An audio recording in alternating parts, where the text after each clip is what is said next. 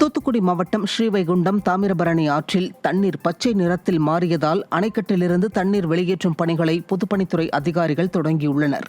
தாமிரபரணி ஆற்றின் கடைசி தடுப்பணையான ஸ்ரீவைகுண்டம் அணைக்கட்டு பகுதியில் ஆற்று தண்ணீர் பச்சை நிறத்தில் மாறி தண்ணீரில் துர்நாற்றம் வீசுவதால் பொதுமக்களின் பயன்பாட்டிற்கு பயன்படுத்த முடியாத நிலை ஏற்பட்டுள்ளது. இதனால் பொதுப்பணித்துறை அதிகாரிகள் அணைக்கட்டில் தேங்கியுள்ள பச்சை நிற தண்ணீரை வெளியேற்றும் பணியை தொடங்கியுள்ளனர். மேலும் நீரின் நிற மாற்றத்திற்கான காரணத்தை கண்டறிய வேண்டுமென பொதுமக்கள் வலியுறுத்தியுள்ளனர்.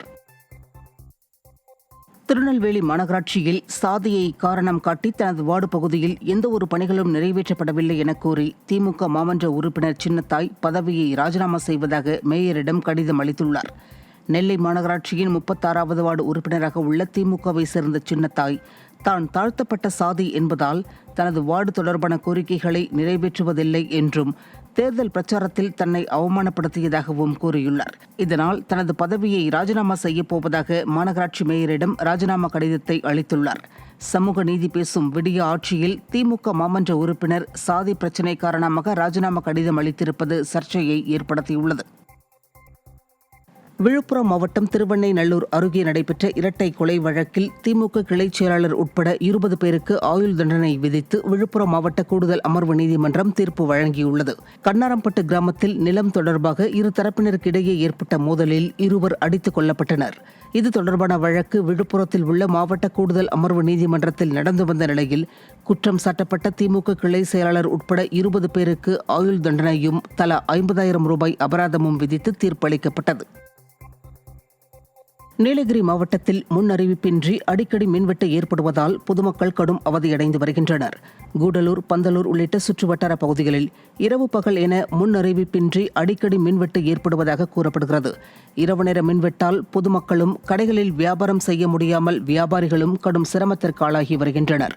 நீலகிரி மாவட்ட அணைகளில் நீர் இருப்பு குறைந்ததால் நீர் மின்சார உற்பத்தி குறைந்த நிலையில் மின்வெட்டு ஏற்பட்டு மக்கள் தவித்து வருகின்றனர்.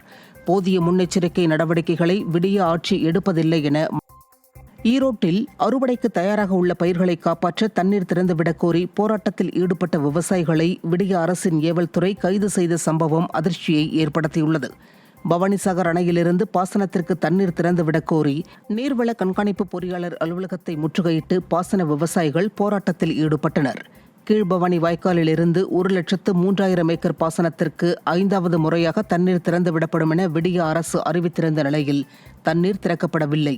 இதனால் ஏமாற்றமடைந்த விவசாயிகள் அறுவடைக்கு தயாராக உள்ள பயிர்களை காப்பாற்ற 7 நாட்களுக்காவது தண்ணீர் திறந்துவிடக் கோரி நீர்வள கண்காணிப்பு பொறியாளர் அலுவலகத்தை முற்றுகையிட்டு போராட்டத்தில் ஈடுபட்ட நிலையில் சுமார் 100க்கும் மேற்பட்ட விவசாயிகளை போலீசார் கைது செய்தனர்.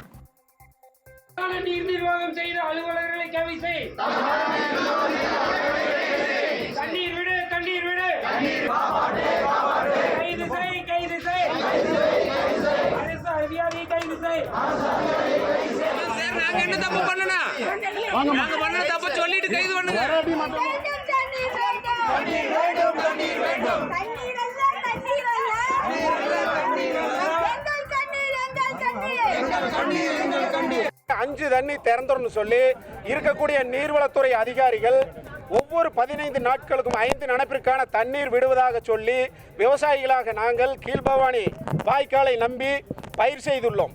4 தண்ணீர் மட்டும் விட்டுவிட்டு 5ஆம் தண்ணீருக்கு பயிர்கள் விளைவித்து அறுவடை செய்யக்கூடிய ஒரு சூழ்நிலையிலே தண்ணீர் திறந்துவிட இயலாது என்று நீர்வளத்துறை அதிகாரிகள் அறிவித்து இன்று 10 நாட்களுக்கு மேலாகிவிட்டது. இப்பொழுது தற்பொழுது தண்ணீர் பாய்ந்தால் ஒழிய இந்த பயிர்களை காப்பாற்ற முடியாது. இப்பொழுது பயிர்கள் எல்லாம் காய்ந்து விவசாயிகள் நாங்கள் எல்லாம் கடனை வாங்கி போட்டு நீர்வளத்துறை தண்ணீர் விடும் என்ற நம்பிக்கையில பயிர் செய்துள்ளோம்.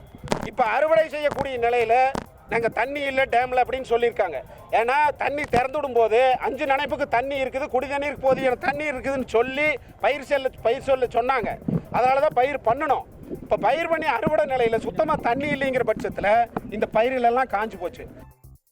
திருவள்ளூர் மாவட்டம் ஆர்கேபேட்டை அருகே ஆதி திராவிடர் நலத்துறை சார்பில் வழங்கப்பட்ட வீட்டுமனை இடத்தில் வீடுகள் கட்டக்கூடாது என வருவாய்த்துறையினர் அறிவிப்பு பலகை வைத்துள்ளது குறித்து வருவாய் கோட்டாட்சியரிடம் அப்பகுதி மக்கள் மனு அளித்தனர். ஆர்கேபேட்டை அருகே வேணுகோபாலபுரத்தில் ஆதிதிராவிடர் நலத்துறை சார்பில் வழங்கப்பட்ட இலவச வீட்டுமனை இடத்தில் சாலை வசதி உள்ளிட்ட எந்தவொரு அடிப்படை வசதிகளும் இல்லை என்பதால் அப்பகுதியில் பொதுமக்கள் வீடு கட்டவில்லை. இந்த நிலையில் வீடுகள் கட்டாததால் பட்டாவை ரத்து செய்வோம் என்றும் இங்கு இனி வீடுகளை கட்டக்கூடாது என்றும் வருவாய்த்துறையினர் அறிவிப்பு பலகை வைத்துள்ளனர். இதனால் அதிர்ச்சியடைந்த மக்கள் திருத்தணி கோட்டாட்சியரிடம் முறையிட்டு தங்கள் பகுதிக்கு அடிப்படை வசதிகளை செய்து தர வேண்டும் என கோரி மனு அளித்துள்ளனர். 12 வருஷமா அங்கே வீடு கட்டின்னு இருக்கேன் சார். அந்த பக்கம் தண்ணியும் இல்லை, போகிறதுக்கு ரோடும் இல்லை, கரண்ட்டும் இல்லை சார். அந்த மாதிரி இருக்க சொல்ல அங்கே நிறைய பேர் கஷ்டப்படுறேன். இப்போ 20-30 பேர் வீடு கட்டிக்கிறாங்க சார்.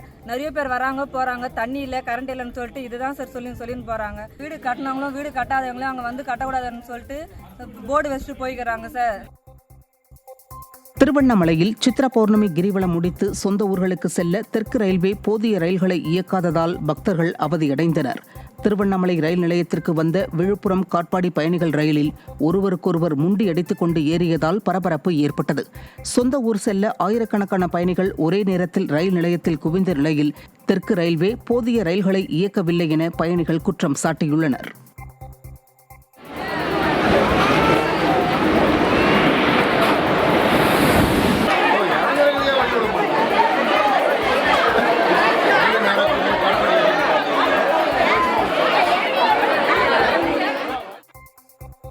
கடலூர் மாவட்டம் வடலூரில் வள்ளலார் சர்வதேச மையம் கட்டுவதற்கு கிராம மக்கள் எதிர்ப்பு தெரிவித்திருக்கின்றனர். வடலூரில் உள்ள நகராட்சிக்கு சொந்தமான திருமண மண்டபத்தில் கிராம மக்களின் கருத்து கேட்பு கூட்டம் நடைபெற்றது. அப்போது சர்வதேச மையம் அமைப்பதற்கான நில அளவீட்டின் போது வள்ளலார் சபை பெருவழி எதிரே உள்ள வள்ளலார் கோவிலுக்கு சொந்தமான நிலங்களை தனிநபர் ஆக்கிரமித்து வைத்துள்ளதாக குற்றம் சாட்டினர். மேலும் வள்ளலார் சர்வதேச மையம் கட்டுமான பணியில் நில அளவீடு செய்ததை மறைத்து தனிநபருக்கு துணையாக செயல்படுகிறீர்கள் என தெய்வநிலை அலுவலர் ராஜ் சரவணனிடம் கிராம மக்கள் கேள்வி எழுப்பினர். மதுக்கடைகள், மாமிச கடைகளை அகற்றக் கோரி பல கட்ட போராட்டங்கள் நடத்தி வரும் நிலையில் தமிழக அரசு சர்வதேச மையம் அமைப்பதில் தீவிரம் காட்டி வருவதாக மக்கள் குற்றம் சாட்டினர். செங்கல்பட்டில் சுமார் 30 லட்சம் ரூபாய் செலவில் கட்டப்பட்டு திறக்காமல் உள்ள கழிவறையை திறக்க பொதுமக்கள் கோரிக்கை விடுத்துள்ளனர். குண்டூர் ஏரிக்கு அருகே நகராட்சி சார்பில் கட்டப்பட்ட இந்த கழிவறை கட்டி முடிக்கப்பட்டு 8 மாதங்கள் ஆகியும் தற்போது வரை கழிப்பிடம் திறக்கப்படவில்லை. எனவே பொது கழிப்பிடத்தை உடனடியாக திறக்க நடவடிக்கை எடுக்க வேண்டும் என பொதுமக்கள் கோரிக்கை விடுத்துள்ளனர்.